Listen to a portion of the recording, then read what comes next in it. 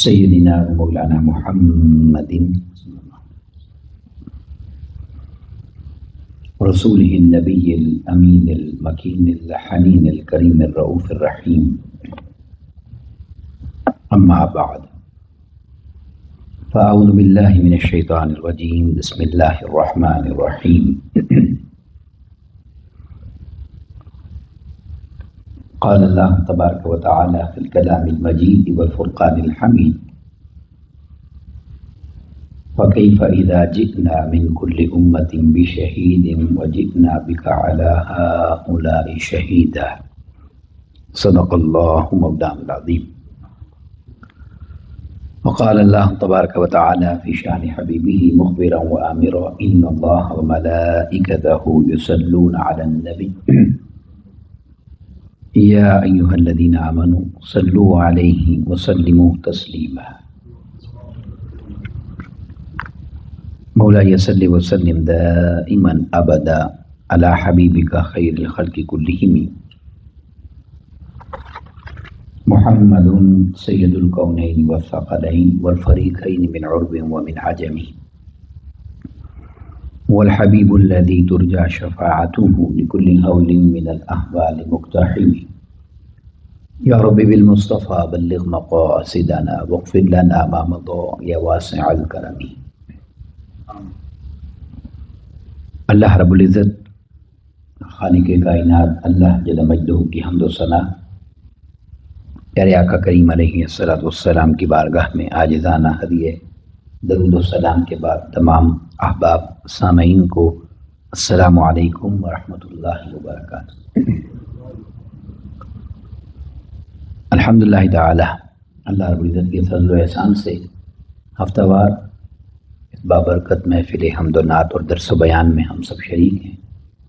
دعا ہے کہ اللہ رب العزت اپنی رحمت پاک کا صدقہ ہم سب کو حق بیان کرنے اور اس پر عمل کرنے کی توفیق عطا فرمائے. آج کی اس مبارک نشست میں جس مضمون پر میں چند ایک باتیں آپ کے سامنے پیش کرنا چاہ رہا ہوں وہ آقا کریم علیہ الصلوۃ والسلام کی حیات طیبہ مبارک کے حوالے سے ہے جسے برزخی حیات کہا جاتا ہے.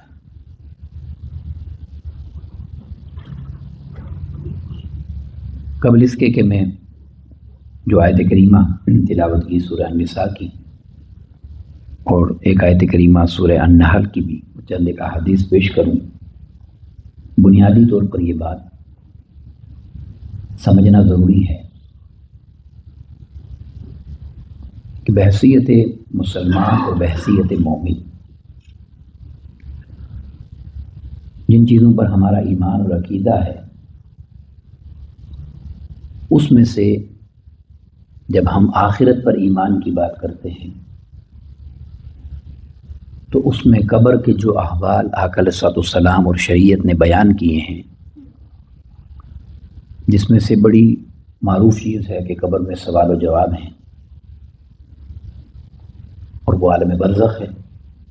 پھر قیامت کا دن عالم محشر ہے.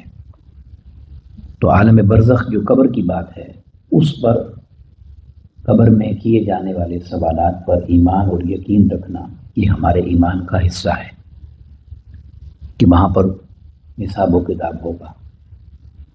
اور آقا علیہ السلام نے اس سوال کا جواب قسم کھا کر فرمایا کہ بے شک قبر کا جو عذاب ہے یا قبر کی جو حیات ہے وہ حق ہے.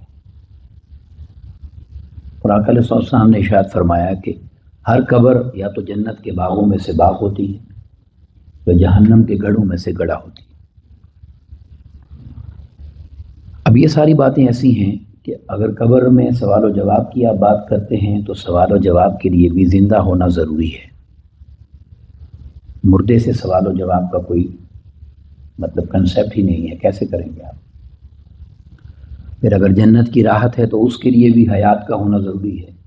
مردے کو تو چاہے جنت میں رکھ دیں یا دوزخ میں رکھ دیں اس سے کیا خبر ہے.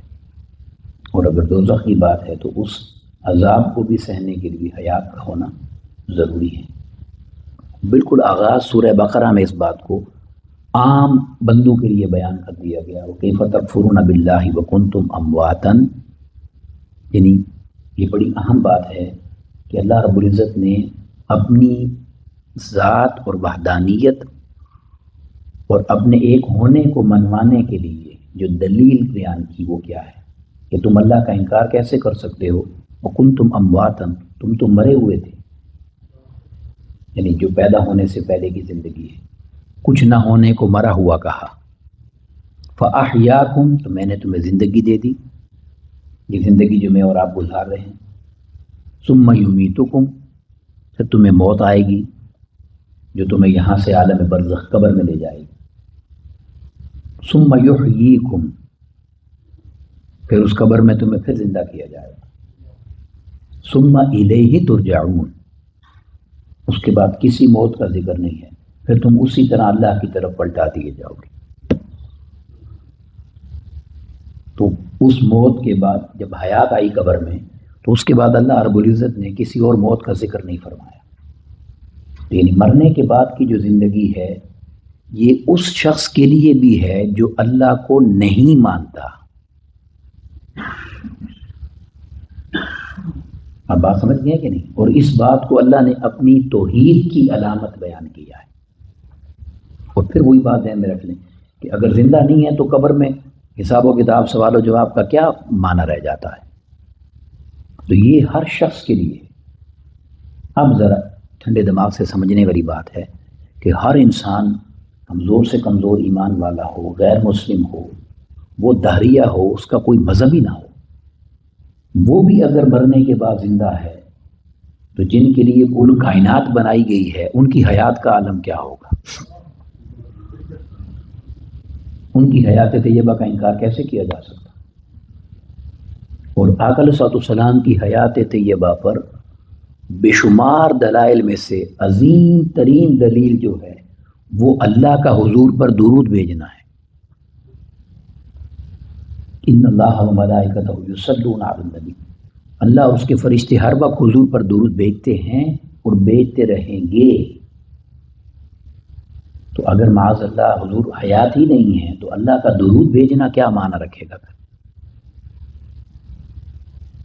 یہ سارے دلائل ہیں، مگر میں جو آیت کریمہ میں نے تلاوت کی ہے اس میں بڑا ہی ایمان افروز نقطہ ہے، سمجھنے والی بات ہے. اللہ رب العزت نے فرمایا فَكَيْفَ إِذَا جِئْنَا مِن كُلِّ أُمَّةٍ بِشَهِيدٍ. ذرا دیکھیں انداز کلام کیا ہے. اللہ رب العزت نے فرمایا پھر اس دن کیا حال ہوگا. مطلب ہمیں ایک منظر دکھایا گیا ہے کہ ذرا سوچو تو صحیح اس وقت ہوگا کیا. جیسے ہم کسی کو حیران کرنے کے لیے کہتے ہیں نا اگر یہ ہوا تو کیا ہوگا، تو انسان امیجن کرتا ہے کہ ایسا ہوگا تو کیا ہوگا. تو ایک جھلک، ایک تصویر دکھائی گئی ہے کہ ذرا سوچو فَكَيْفَ إِذَا جِئْنَا مِن كُلِّ أُمَّةٍ بِشَهِيدٍ، اس دن کیا حال ہوگا جب ہم ہر امت پر ایک گواہ لے کر آئیں گے اور ہر امت کی گواہی ان کے اپنے نبی دیں گے. ہر نبی اپنی امت کی گواہی دے گا. اگلی آیت کریمہ میں ذکر بھی ہے، وہ بھی ایڈ کرتا ہوں. تو پھر میں اس وقت کیا حال ہوگا جب ہر امت پر ایک گواہ آئے گا. اور گواہی بھی کیا ہوگی میں مختصر عرض کر دوں کہ جتنے بھی انبیاء کی امتیں ہیں نا وہ اللہ کو سامنے دیکھ کر، عذاب کو سامنے دیکھ کر، دوزخ کو سامنے دیکھ کر وہ اللہ کو یہ کہیں گے کہ انبیاء نے ہمیں پیغام ہی نہیں دیا تھا، اگر ہمیں پیغام ملتا تو ہم انکار کیسے کرتے. یعنی وہ اللہ کے سامنے یہ بات کریں گے. تو صرف اتمام حجت کے لیے اور ان کی اس بات کو رد کرنے کے لیے اللہ رب العزت انبیاء کرام سے فرمائے گا کہ کیا آپ نے نہیں بھیجا تھا، میرا پیغام نہیں دیا تھا. حالانکہ اس کی ضرورت نہیں ہے مگر عدل کا تقاضا ہے نا کہ ایک کلیم ہوا ہے تو اس کو ڈیل کیا جائے. تو اللہ رب العزت ایسا ہی فرمائے گا. تو یہ فرمایا کہ ہر امت پر ایک گواہ آئے گا. پھر معاذ اللہ وہ ان کی گواہی کا بھی جب انکار کر دیں گے. اب اس پہلے جملے کو یاد کریں، اس وقت کیا حال ہوگا، ذرا وہ منظر یاد کرو. کیا ہوگا؟ انبیاء نے گواہی دے دی، بدبخت قوموں نے پھر گواہی کا انکار کر دیا. اب اللہ رب العزت نے فرمایا وَجِئْنَا بِكَ عَلَىٰ هَٰؤُلَاءِ شَهِيدًا. پھر میرے محبوب صلی اللہ علیہ وسلم میں تمام انبیاء کی گواہی دینے کے لیے آپ کو بلاؤں گا. آپ کو تمام انبیاء کی گواہی پر گواہ بنایا جائے گا اور آپ کہیں گے سب انبیاء نے اپنی دعوت دی تھی. یہ جھوٹ بولتے ہیں. اب یہ قرآن مجید کی آیت ہے. اب اگلی آیت میں بھی ایسا ہے، فرمایا وَيَوْمَ نَبْعَثُ، یہ سورہ جو میں نے پہلے پڑھی نساء کی 41 آیت تھی، اور یہ 79 آیت ہے سورہ نحل کی. فرمایا وَيَوْمَ نَبْعَثُ فِي كُلِّ أُمَّةٍ شَهِيدًا عَلَيْهِمْ مِنْ أَنفُسِهِمْ، اور اس دن ہم ہر امت اور قوم میں سے ان کے اندر سے ایک گواہ لے کر آئیں گے، وہی ان کے انبیاء کرام. اور پھر فرمایا وَجِئْنَا بِكَ شَهِيدًا عَلَى هَؤُلَاءِ، اور محبوب صلی اللہ علیہ وسلم ان تمام انبیاء پر پھر آپ کو شہید اور گواہ بنا کے لائیں گے. ٹھیک ہے. اب میں آپ سے سوال کرتا ہوں، یہ گواہی کون دے سکتا ہے؟ جو موجود ہو یا جو موجود نہ ہو. بس اس کی زیادہ بحث میں جانے کی ضرورت ہی نہیں، سمپل سا سوال. جو واقعہ پر موجود ہی نہیں ہے، جس نے وہ واقعہ دیکھا ہی نہیں ہے، جس کے سامنے کچھ ہوا ہی نہیں ہے، اس کی گواہی کون مانے گا؟ گواہ کو پہلے یہ پروف کرنا پڑتا ہے نا کہ میں وہاں تھا، میں موجود تھا، میں نے اپنی آنکھوں سے دیکھا، میں نے اپنے کانوں سے سنا، میرے سامنے یہ سب کچھ ہوا. آپ بات سمجھ رہے ہیں؟ تو تمام انبیاء کرام تو امت میں موجود ہیں، مگر ان کی گواہی کو ثابت کرنے کے لیے آقا علیہ السلام کو بلایا جائے گا. تو یہ آج جو عقیدہ خدا جانے کہاں سے نکلا ہے کہ آقا علیہ السلام کا ظاہری دنیا میں تشریف لانے کے بعد حیات کو نہیں مان رہے. قرآن تو دنیا میں تشریف لانے سے پہلے بھی حیات منوا رہا ہے. کہ باقی انبیاء کی گواہی بھی میرے محبوب نے دینی ہے صلی اللہ علیہ وسلم، اور جو موجود نہ ہو اس کی گواہی تم نہیں لیتے. تو میں اپنے محبوب کو ہر امت پر گواہ کیوں بنا رہا ہوں؟ تو میں بتانا چاہتا ہوں کہ تمہاری عقل اور شعور اتنی نہیں ہے، مگر میرے کلام کا حیا کر کے مان جاؤ کہ زمانہ کوئی بھی ہو مصطفیٰ ہر زمانے میں موجود ہے صلی اللہ علیہ وسلم، ورنہ گواہی ختم ہو جائے گی. اب یہ جو جن کا عقیدہ ہے کہ نہیں ہے یا نہیں ہے، وہ خود ہی نہیں ہیں، ان کا کچھ ہے ہی نہیں، ایمان ہی نہیں ہے، قرآن پر ایمان نہیں. اس لیے اعلیٰ حضرت نے کہا وہ جو نہ تھے تو کچھ نہ تھا، وہ جو نہ ہو تو کچھ نہ ہو، جان ہے وہ جہان کی، جان ہے تو جہان ہے. اب یہ آقا علیہ السلام کی. اب اس پر میں ایک دلیل اور دے کر پھر میں احادیث کی طرف آتا ہوں تاکہ آپ بات سمجھ جائیں، کوئی الجھن بھی اگر ہو تو.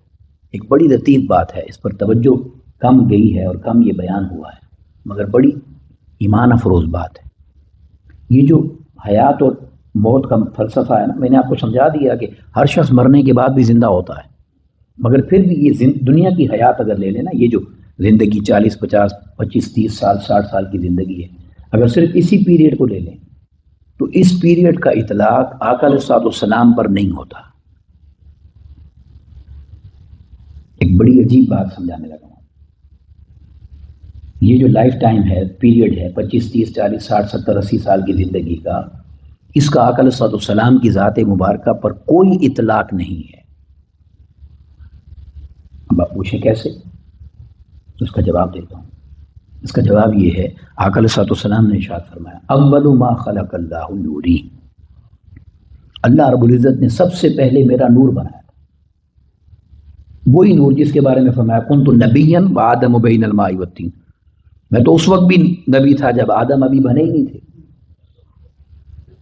تو آدم سے پہلے تو یہ بات بہت بات کی ہے. آقا علیہ السلام فرما رہے ہیں سب سے پہلے میرا نور بنایا.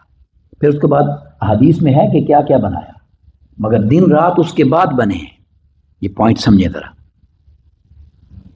دن اور رات نور بننے کے بعد بنے ہیں. تو آقا علیہ السلام تو اس سے پہلے بھی تھے. تو جب یہ ٹائم پیریڈ دن رات کا جو شروع ہونا تھا، یہ تو شروع ہی آقا علیہ السلام کے بعد ہوا ہے. تو جب اس کی بگننگ ہی آقا علیہ السلام کے بعد ہوئی ہے، تو یہ آقا علیہ السلام پر پابندی کیسے لگا سکتا ہے؟ آپ کو سمجھ آ گئی بات یا نہیں؟ تو ہر وہ شخص دن رات کا اور ٹائم کا پابند اور مجبور ہے جو دن رات کے بعد بنایا گیا ہے، اور جسے دن رات اور ٹائم سے پہلے بنا دیا گیا اس کے لیے ٹائم کا کوئی مسئلہ نہیں ہے، وہ ہر ٹائم اسی کا ٹائم ہے. اور یہ آقا علیہ السلام کی حیات طیبہ ہے. تو پہلے انبیاء میں سے پہلے حیات ہیں، تو اب حیات کیسے نہیں ہوں گے؟ جب اب اس کو اور آسان کر دیتا ہوں، جب ہر امت نے اپنی امت کی، ہر نبی نے گواہی دینی ہے، تو اس امت کی گواہی کون دے گا؟ آقا علیہ السلام دیں گے نا. پھر وہی سوال آ جاتا ہے کہ اگر وہ نہیں ہے تو گواہی کیسے دیں گے؟ گواہی تو وہی دیتا ہے جو موجود ہوتا ہے۔ تو آقا علیہ السلام کی یعنی حیات اور موجودگی اس امت کے لیے بھی اور اس امت کے لیے بھی وہ ایسے ہی ثابت ہے جو قرآن مجید سے صرف یہ 2 آیات ہیں، باقی بے شمار آیات ہیں۔ مگر اب اس مضمون کو میں آپ کو احادیث سے سمجھاتا ہوں۔ 2-3 احادیث ہیں بڑی ایمان افروز۔ یہ پہلی جو حدیث پاک ہے، حضرت ابو ہریرہ رضی اللہ تعالیٰ اس کو روایت کرتے ہیں، اور یہ بخاری اور مسلم کی متفق علیہ حدیث ہے۔ بخاری اور مسلم کی، بخاری شریف میں کتاب الانبیاء میں آئی ہے یہ، اور مسلم شریف میں کتاب الایمان میں آئی، پھر اس کے بعد ترمذی میں بھی ہے کتاب تفسیر القرآن میں، پھر اس کے بعد مصنف عبد الرزاق میں بھی ہے، امام ابن حبان نے بھی بیان کیا، مگر سیاستہ کی 3 کتابوں میں، بخاری، مسلم اور ترمذی، اور راوی کون ہے؟ حضرت ابو ہریرہ رضی اللہ تعالیٰ عنہ۔ اور الفاظ کے حدیث پاک کے قال بیان کرتے ہیں سیدنا ابو ہریرہ رضی اللہ تعالیٰ عنہ، قال رسول اللہ صلی اللہ علیہ وسلم، آقا علیہ السلام نے ارشاد فرمایا، اور کیا فرمایا؟ فرمایا لیلۃ اسری بی، جس رات مجھے معراج کرائی گئی، جو میری سیر کا اور سفر کی رات ہے، اس رات کا تمہیں واقعہ سناتا ہوں۔ آقا علیہ السلام بیان کر رہے ہیں، اور جملہ کیا ہے؟ فرمایا لقیت موسیٰ، میں نے موسیٰ علیہ السلام سے ملاقات کی۔ معراج کب ہوئی؟ آقا علیہ السلام کی حیات طیبہ میں، جب آپ کی حیات طیبہ ظاہری ہے، صحابہ کرام کے ساتھ جب آپ دنیا میں ظاہری حیات میں موجود تھے، تو اب آپ فرما رہے ہیں کہ اس رات میں نے موسیٰ علیہ السلام سے ملاقات کی۔ تو جس سے آپ نے ملاقات کرنی ہے وہ مرا ہوا ہوگا تو ملاقات کریں گے، یا اس کا زندہ ہونا ضروری ہے؟ بولی یعنی لوگوں کو آقا علیہ السلام کی حیات کی سمجھ نہیں آتی۔ یہاں تو انبیاء نے پہلے آپ کو کہا، انبیاء تو بڑی بات ہے، ہر شخص جو پیدا ہوا ہے وہ مرنے کے بعد پھر زندہ ہوتا ہے۔ تو یہ موسیٰ علیہ السلام کی بات آقا علیہ السلام کا مانا، اور کوئی ایسا لفظ بھی نہیں ہے جس کی تشریح کی جائے۔ فرمایا لقیت موسیٰ، میں نے موسیٰ علیہ السلام سے ملاقات کی۔ تو صحابہ کرام نے تو نہیں پوچھا، ہم سے تو زیادہ عربی ان کو آتی تھی کہ یا رسول اللہ وہ تو معاذ اللہ مر گئے ہیں، کہاں مل کے آئے ہیں آپ؟ تو انہوں نے اس لیے نہیں پوچھا کہ انہیں عربی آتی تھی، ہمیں بس خدا جانے کیا آتا ہے۔ تو آقا علیہ السلام نے پھر فرمایا، وہ صحابی کہتے ہیں، حضرت ابو ہریرہ کہتے ہیں، قال فنعتہ، پھر آقا علیہ السلام نے، اب یہ صحابہ کی بات نہیں ہماری بات، ہمارا شک دور کرنے کے لیے سیدنا موسیٰ علیہ السلام کا پورا حلیہ بیان فرمایا کہ وہ کیسے تھے۔ اب آقا علیہ السلام جانتے تھے نا، بعد میں آ جائیں گے کلمہ میرا ہی پڑھیں گے اور میری ہی شانیں نہیں مانیں گے، کلمہ بھی میرا ہی پڑھیں گے اور میری ہی شانیں نہیں مانیں گے، خدا جانے کیسے امتی ہوں گے۔ تو آقا علیہ السلام نے فرمایا کہ سن لو، صحابی کہتے ہیں حضور نے ان کا حلیہ بیان فرمایا، فرمایا فَإِذَا رَجُلٌ حَسِبْتُهُ مُضْطَرِبٌ، اور رجل الرأس، فرمایا آقا علیہ السلام نے فرمایا وہ دبلے پتلے لمبے قد کے ہیں، دبلے پتلے سے ہیں اور لمبے قد کے ہیں، اور فرمایا کہ ان کے بالوں کا حال یہ ہے کہ کأنہ من رجال شنوعہ، پھر آقا علیہ السلام نے فرمایا ان کے بال ایسے گھنگریالے ہیں، کڑوی ہیں، ایسے کرل میں ہیں کہ وہ بال ایسے لگتے ہیں کہ جیسے کوئی بہت خوبصورت قبیلہ شنوع کا آدمی ہو۔ ایک قبیلے کا آقا علیہ السلام نے، وہ لمبے بھی تھے، وہ دبلے پتلے سمارٹ ہوتے تھے اور کرلی ان کے بال ہوتے تھے۔ تو آقا علیہ السلام نے قبیلے کا نام بھی بتایا کہ بالکل جیسے وہ قبیلے کے لوگ ہیں نا، ایسے دبلے پتلے اور لمبے خوبصورت اور کرلی بالوں والے ہیں حضرت موسیٰ علیہ السلام۔ اب یہ سب کچھ بیان کرنے کے لیے بھی کسی کا کھڑا ہونا، سامنے ملاقات کرنا، جنازہ دیکھ کر کسی کا مردہ معاذ اللہ دیکھ کر آپ اتنا حلیہ بیان نہیں کر سکتے۔ میں سمجھنے کے لیے جملے کہہ رہا ہوں آپ کو۔ پھر آقا علیہ السلام نے فرمایا وقال لقیت عیسیٰ علیہ السلام، پھر میں عیسیٰ علیہ السلام سے ملا۔ اور پھر صحابی کہتے ہیں حضرت ابو ہریرہ رضی اللہ عنہ، فنعتہ النبی صلی اللہ علیہ وسلم، پھر آقا علیہ السلام نے ان کا حلیہ بھی بیان کیا، ان کا بھی بیان کیا، اور کیا فرمایا کہ سنو، آقا علیہ السلام نے فرمایا کہ ان کا حال یہ ہے کہ میں تمہیں عیسیٰ علیہ السلام کے بارے میں بتاؤں کہ ربعۃ، وہ بہت لمبے قد کے نہیں تھے، درمیانہ قد، جیسے موسیٰ علیہ السلام کا کہا نا لمبے دراز قد، وہ لمبے قد کے نہیں ہیں، درمیانہ قد ہے۔ اور احمر، اور ان کا رنگ سرخ رنگ کے ہیں، سرخی مائل، سفیدی ہے مگر سرخی مائل ہے۔ اور کیسی ہے؟ فرمایا آقا علیہ السلام نے کأنما خرج من دیماس یعنی الحمام، اور وہ اتنی فریش باڈی ان کی تھی، اتنے تر و تازہ اور فریش تھے کہ جیسے ابھی نہا کے آئے ہو، حمام سے ابھی نکلے ہیں، جیسے بندہ نہا کے آتا ہے پتہ چلتا ہے نا غسل کیا ایسے بالکل فریش ہو کے آیا ہے۔ تو آقا علیہ السلام نے فرمایا عیسیٰ علیہ السلام بالکل ایسے تھے جیسے ابھی ابھی حمام سے نکلے ہیں، نہا کر آئے۔ ان کی باڈی لے اور پوری باڈی کی آپ علیہ السلام نے بیان فرمائی۔ اور پھر فرمایا ورأیت ابراہیم علیہ السلام، اور پھر میں نے ابراہیم علیہ السلام کو دیکھا اور ملاقات کی۔ پھر آقا علیہ السلام نے ان کے لیے کیا فرمایا؟ فرمایا وَأَنَا أَشْبَهُ وَلَدِهِ بِهِ، اور ابراہیم علیہ السلام کے بارے میں تمہیں صرف اتنا بتاتا ہوں کہ انہیں دیکھنا چاہتے ہو تو مجھے دیکھ لو،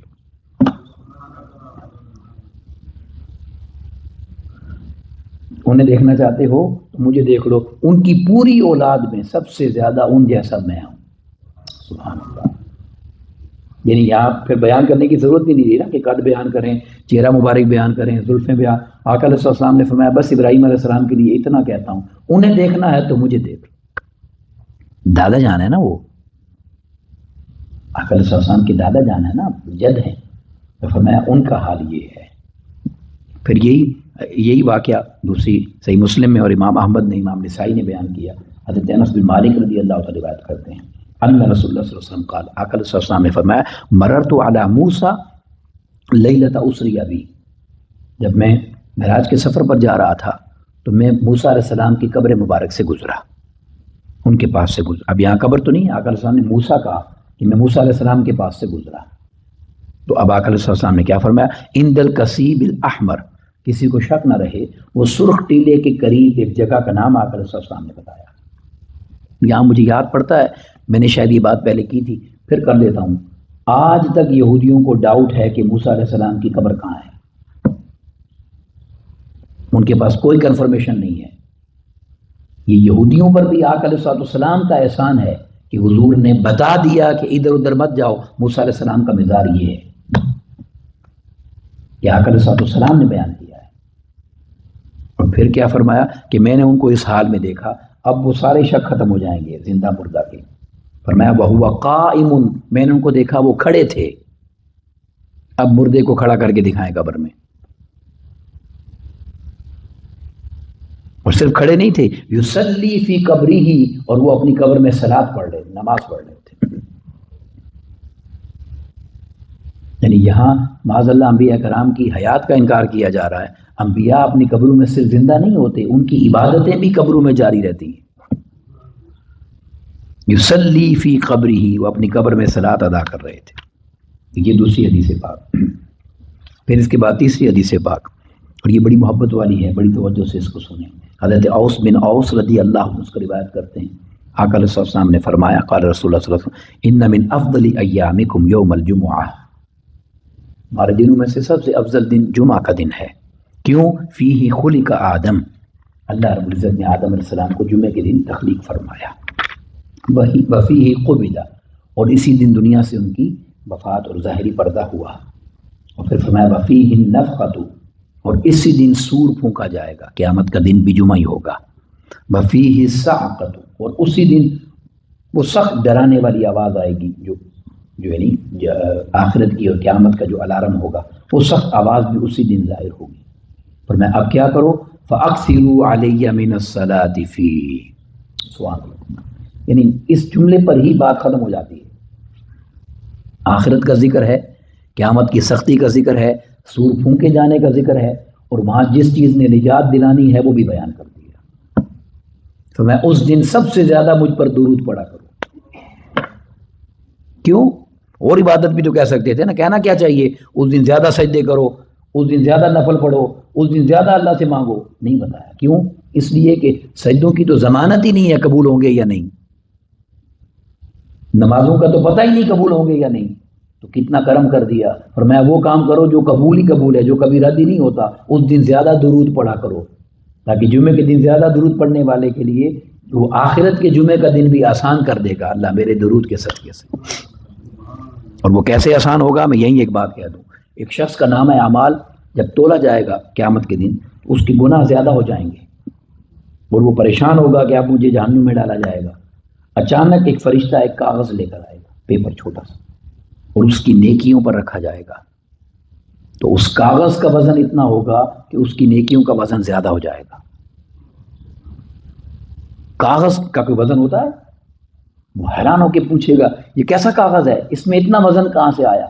تو فرشتہ اس سے کہے گا دیکھ لو، تو وہ جب اٹھا کے دیکھے گا اس پہ کوئی فگر لکھا ہوا ہوگا، گنتی لکھی ہوگی، کوئی 300 400 500 1000 10,000 لاکھ کچھ لکھا ہوگا۔ وہ کہے گا یہ کیا ہے؟ تو فرشتہ کہے گا تو نے زندگی میں اتنی بار درود پڑھا تھا، یہ اس فگر کا وزن ہے، درود کا وزن نہیں ہے۔ اتنی بار تو نے درود پڑھا تھا، یہ آج تیری بخشش کے لیے کافی ہو گیا۔ تو فرمایا فاکثروا، اس دن مجھ پر زیادہ سے زیادہ پڑھا کرو صلاۃ، اور فرمایا فإن صلاتکم معروضۃ علیہ، اور کوئی شک مت کرو تمہارا ہر درود مجھ تک پہنچایا جاتا ہے۔ اور پھر فرمایا قال، سن لو، قالوا یا رسول اللہ صلی اللہ علیہ وسلم، صحابہ نے پوچھا یا رسول اللہ کیف تعرض صلاتنا علیک وقد ارمت، جب آپ قبر میں چلے جائیں گے، یعنی ظاہر آپ کی وفات ہونی ہے تو قبر میں جا کے تو شاید مر جانا ہے، ختم ہو جانا ہے، پھر آپ پر کیسے پہنچے گا؟ تو صحابہ نے کلیئر کروا دی بات۔ آقا علیہ السلام نے فرمایا یقولون بلیتا، خبردار کیا کہہ رہے ہو تم، کیسی باتیں کرتے ہو، کس کے بارے میں تم کیا کہہ رہے ہو؟ آقا علیہ السلام نے صحابہ سے فرمایا اور کیا ایسے مت کہو، کیوں؟ فرمایا قال ان اللہ حرم علی الارض اجساد الانبیاء، اللہ نے زمین پر حرام کر دیا ہے، وہ نبیوں کے جسموں کو نقصان پہنچا ہی نہیں سکتی۔ ہر نبی اپنی قبر میں صحیح سلامت اسی طرح موجود ہیں جیسے ہیں، اپنی شان کے لائق۔ ان اللہ حرم علی الارض، اللہ نے زمین پر حرام کر دیا ہے، انبیاء کے جسم مبارک کو وہ ٹچ نہیں کر سکتی، ان کی قبریں معاذ اللہ ہماری قبروں جیسی نہیں ہیں۔ اور پھر آقا علیہ السلام نے یہی مضمون دوسری حدیث میں فرمایا اکثر الصلاۃ علیہ یوم الجمعہ، زیادہ سے زیادہ مجھ پر جمعے کو سلام درود پڑھا کرو، فإنہ مشہود، کیونکہ یہ یوم مشہود ہے، یہ شہادت کا دن ہے، گواہی کا، جمع ہونے کا۔ کیوں؟ تشہد الملائکہ، اس دن میری قبر انور پر زیادہ ملائکہ آتے ہیں، وہ جو 70,000 روزانہ آتے ہیں نا، تو جمعے کے دن زیادہ آتے ہیں۔ اور فرمایا کہ وَإِنَّ أَحَدًا لَن يُصَلِّيَ عَلَيَّ، تم میں سے کوئی بھی مجھ پر درود نہیں پڑھتا إِلَّا أُرِدَّ عَلَيَّ صَلَاتُهُ حَتَّى يَفْرُغَ مِنْهَا، کہ اس کے پڑھنے سے پہلے درود مجھ تک پہنچ جاتا ہے، یعنی درود وہ بعد میں ختم کرتا ہے، میرے پاس پہلے پہنچ جاتا ہے۔ پھر صحابہ نے پوچھا قال قلت وبعد الموت، یا رسول اللہ صلی اللہ علیہ وسلم کیا مرنے کے بعد بھی ایسا ہی ہے؟ فرمایا قال وبعد الموت ان اللہ حرم علی الارض ان تأکل اجساد الانبیاء، اللہ نے زمین پر حرام کر دیا ہے انبیاء کے جسموں کو کھائے۔ اور یہاں فرمایا فنبی اللہ حی یرزق، اللہ کا ہر نبی قبر میں حیات ہے اور اسے رزق دیا جاتا ہے۔ اگر شہیدوں کو رزق دیا جاتا ہے تو انبیاء کو کیوں نہیں دیا جائے گا؟ شہیدوں کے لیے بھی کہا نا کہ ان کو مردہ نہ سمجھو، انہیں رزق دیا جاتا ہے، تو انبیاء کے لیے آقا علیہ السلام نے فرمایا کہ ان کو رزق دیا جاتا ہے، خبردار۔ اور اس حدیث میں پھر اتنے صرف الفاظ میں فرمایا الانبیاء احیاء فی قبورہم، ہر نبی اپنی قبر میں زندہ ہے، یصلون، اور نماز بھی پڑھتا ہے۔ اور پھر نماز کیسے پڑھتا ہے اس کا جواب بھی آپ کو دے دوں اور اسی پر مکمل کرتا ہوں۔ جب اس پلید یزید لعین نے مدینہ طیبہ پر حملہ کیا تھا تو اس نے آقا علیہ السلام کی مسجد نبوی کی بے حرمتی کی، بے ادبی کی، اور اس نے اپنے جانور جو ہیں گدے وغیرہ وہ مسجد نبوی کے اندر باندھے، جا کر مسجد نبوی کے اندر، اور 3 دن تک مسجد کو بند کر دیا کہ نماز اذان نہیں ہوگی۔ آج کئی لوگ اس کو بھی مسلمان سمجھ کے اس کے بھی ٹھیکیدار بنے ہوئے ہیں، یزید کے بھی وکالت کرتے ہیں، وہ بھی ذرا خیال کریں اس بات کا۔ تو 3 دن تک مسجد نبوی بند رہی، اذان نہیں ہوئی، نماز نہیں ہوئی، اور اندر جانور رہے، گندگی غلاظت ہوئی۔ تو ایک صحابی تابعی ہیں حضرت سعید بن مسیب رضی اللہ تعالیٰ عنہ، اس وقت یہ بزرگ تھے، نابینا تھے، تو جب شور مچ گیا تو یہ ان کو نظر کم آتا تھا، یہ دوڑ کے بھاگ نہیں سکے مسجد سے، تو انہوں نے حضور کے ممبر کے نیچے پناہ لے لی، چھپ کے اندر ممبر کے نیچے، اپنے آپ کو بچانے کے لیے، کیونکہ 10,000 مدینہ طیبہ کے لوگوں کو قتل کیا گیا تھا، شہید کیا گیا تھا یزید کی فوج نے مدینہ طیبہ میں، قتل عام کیا تھا اس بدبخت نے۔ اس کی روایت بیان کرتے ہیں، لما کان ایام الحرہ، جب ایام حرہ کے دن آئے، جب یزید نے مدینہ پر حملہ کیا، ان کو ایام حرہ کہتے ہیں، لم یؤذن فی مسجد النبی ثلاثا، 3 دن تک مسجد نبوی میں اذان نہیں ہوئی، ولم یقم، اور اقامت نہیں ہوئی۔ تو فرماتے ہیں ولم یبرح سعید بن المسیب من المسجد، تو سعید بن المسیب جو ہے مسجد سے بھاگ نہیں سکے، انہوں نے مسجد میں پناہ لے لی۔ وکان لا یعرف وقت الصلاۃ، وہ کہتے ہیں کہ اب مجھے پتہ نہیں چلتا تھا کہ نماز کا وقت کب ہوگا، وہ تو چھپے ہوئے تھے مسجد میں 3 دن، کوئی خبر نہیں ہوتی تھی۔ تو فرماتے ہیں الا بہمہمۃ یسمعها من قبر النبی صلی اللہ علیہ وسلم، روزانہ میں قبر انور میں حضور کی اذان سن کر سمجھ جاتا تھا کہ نماز کا ٹائم ہو گیا ہے۔ قبر انور سے حضور کا ذکر مبارک فذکر ما علیہ، میں اس کا ذکر سنتا تھا حضور مبارک آواز، تو مجھے پتہ چل جاتا تھا کہ نماز کا ٹائم ہو گیا۔ تو یہ آقا علیہ السلام کی اس مبارک حیات طیبہ کے حوالے سے چند ایک باتیں میں نے آپ کے سامنے پیش کی ہیں، اور جس پر ختم کرنا چاہتا ہوں یہ جملہ، شاید یہ باتیں آپ کو یاد رہیں یا نہ رہیں۔ پہلے کلمے کا ترجمہ ہمیشہ یاد رکھا کریں، لا الہ الا اللہ محمد رسول اللہ، اللہ کے سوا کوئی عبادت کے لائق نہیں ہے، اور محمد صلی اللہ علیہ وسلم اللہ کے رسول ہیں۔ جو تھے کہے گا اس کا ایمان ہی نہیں ہوگا، تو ہیں اسی کو کہا جاتا ہے جو موجود ہوتا ہے۔ تو اللہ رب العزت نے قیامت تک کے لیے ہمیں زبانوں پر کلمہ ہی وہ دیا ہے کہ مسلمان ہی تب ہوتے ہو جب میرے مصطفیٰ کی شان کو مان جاتے ہو۔ اللہ رب العزت ہمیں آقا علیہ السلام کے مقام کی معرفت عطا کرے، اور حضور سے ہم سب کو وفاداری عطا کرے۔ وما علینا الا البلاغ۔